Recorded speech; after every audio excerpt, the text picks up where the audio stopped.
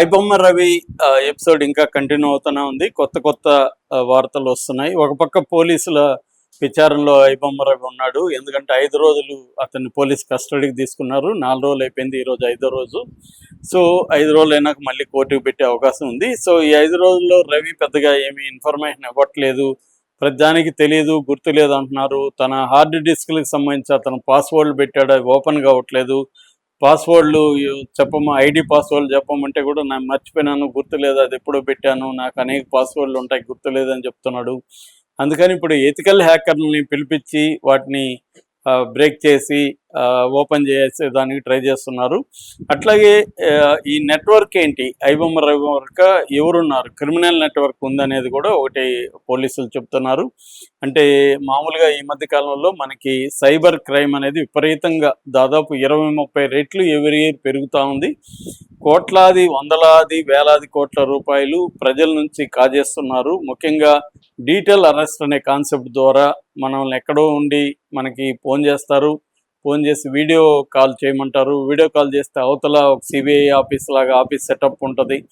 అక్కడి నుంచి వాళ్ళు మనల్ని ఇట్లా నీ ఆధార్ కార్డు పేరుతో ఒక నెంబర్ ఉంది, ఆ నెంబర్తో టెర్రరిస్టులకి లింకులు ఉన్నాయి, లేకపోతే ఇంత డబ్బులు స్కామ్లో ఉంది, ఇవన్నీ చెప్పి మన దగ్గర నుంచి డబ్బుల్ని బ్యాంకుల్లో నుంచి లాగుతారు. 24 అవర్స్ వీడియో కాల్లోనే ఉండాలని చెప్తారు. ఎవరికి చెప్పొద్దు అంటారు. దీన్ని డిజిటల్ అరెస్ట్ అంటారు. ప్రత్యక్షంగా అరెస్ట్ కాదు, కానీ వాళ్ళ కంట్రోల్లోనే మనం ఉండాలి. ఎక్కడికి పోయినా వాళ్ళు చెప్పినప్పుడు అంతా ఓపెన్ చేయాలి.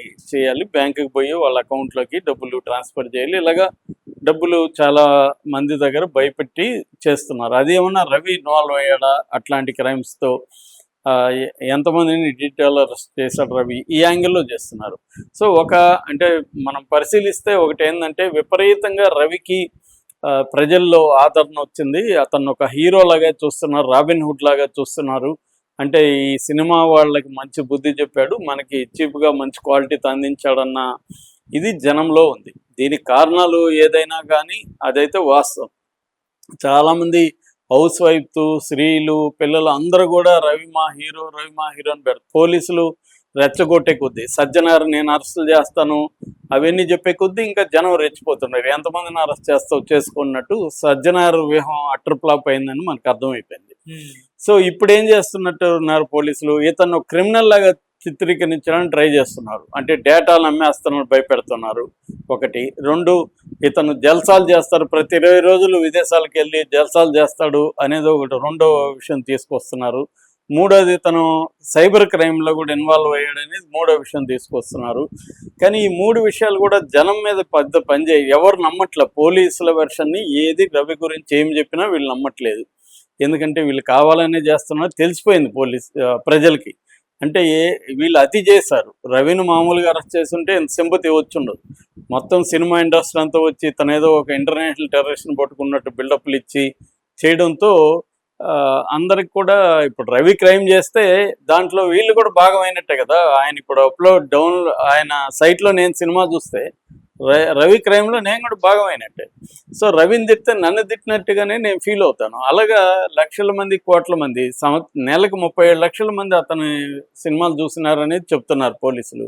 ఆ రకంగా కోట్లాది మంది ఐబొమ్మ వల్ల సినిమాల్ని హాయిగా మంచి క్వాలిటీతో సెల్ ఫోన్లో చూసుకున్నారు.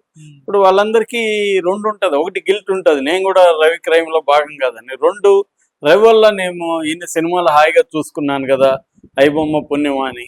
ఇప్పుడు అటువంటి రవిని వీళ్ళు విలన్ అంటారు ఏంటి అనే కోపం కూడా ఉంది. ఈ కోపానికి రీజన్ ఏంటి, వీళ్ళు కాపీ కొట్టలేదా? ఇప్పుడు రామ్ గోపాల్ వర్మ చెప్పాడు, ఈ సినిమా చూసే వాళ్ళంతా కూడా నేరస్తులు అన్నట్టు చెప్పాడు రామ్ గోపాల్ వర్మ. మరి ఆయన కూడా ఆయన పాయింట్ ఆఫ్ వ్యూలో చెప్తే ఆయన కూడా అనేక సినిమాలు కాపీ కొట్టి తీసాడు కదా. గాడ్ ఫాదర్ లేకపోతే రామ్ గోపాల్ వర్మ లేదని స్టేట్మెంట్ ఇవ్వచ్చు మనం. మరి గాడ్ ఫాదర్కి డబ్బులు ఇచ్చాడు ఆయన, వాళ్ళ నవల రైటర్కి ఇచ్చాడా? ఇవ్వలేదు కదా, మరి కాపీ కొట్టాడు కదా. కాబట్టి లాజిక్లు పనిచేయవు ఇక్కడ. సెంటిమెంట్ ఉన్నప్పుడు లాజిక్లతో నేను దాన్ని కూడా దెబ్బ కొడతా అంటే పనిచేయవు. అవి లాజిక్లు కూడా కామెడీ అయిపోతుంది. ప్రశ్నలు మనం అడిగేటప్పుడు మనకు కూడా ఆ ప్రశ్న వస్తుంది.